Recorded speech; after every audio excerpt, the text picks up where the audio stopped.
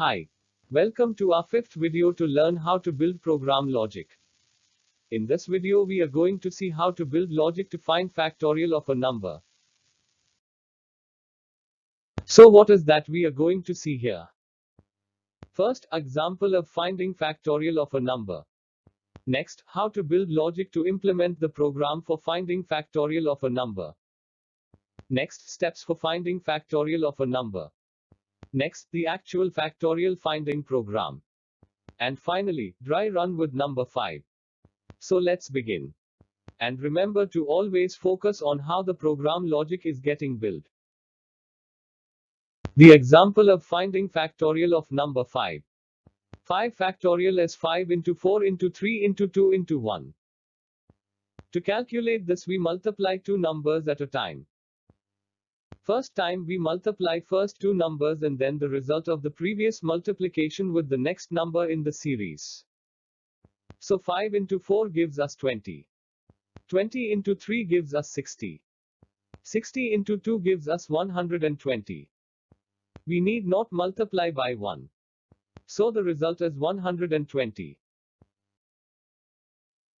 So how does one build the logic for the program? Simply replicate the basic steps seen in the example.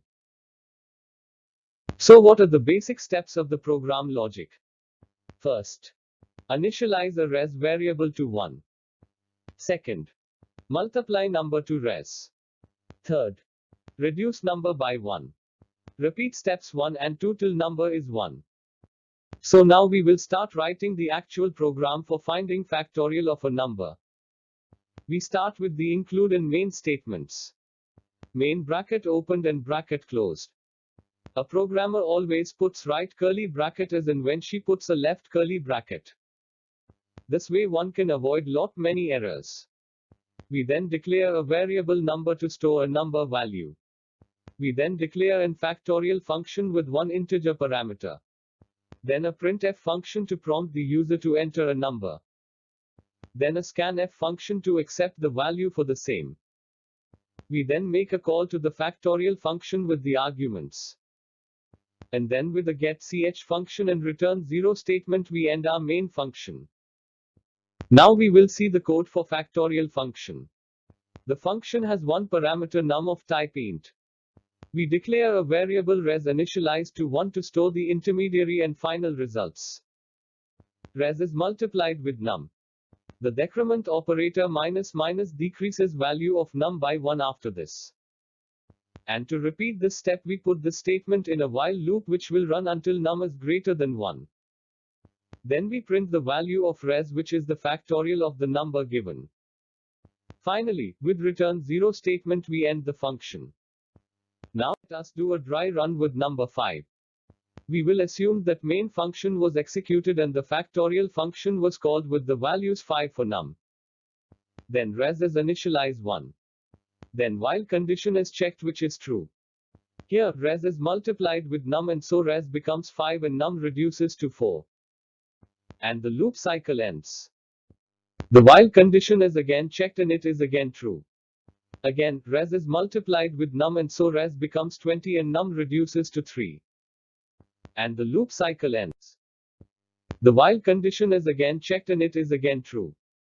Again, res is multiplied with num and so res becomes 60 and num reduces to 2. And the loop cycle ends. The while condition is again checked and it is again true. Again, res is multiplied with num and so res becomes 120 and num reduces to 1. And the loop cycle ends. The while condition is again checked and as num is 1, the condition is false this time and so the while block is not entered this time. The control then jumps to the print statement.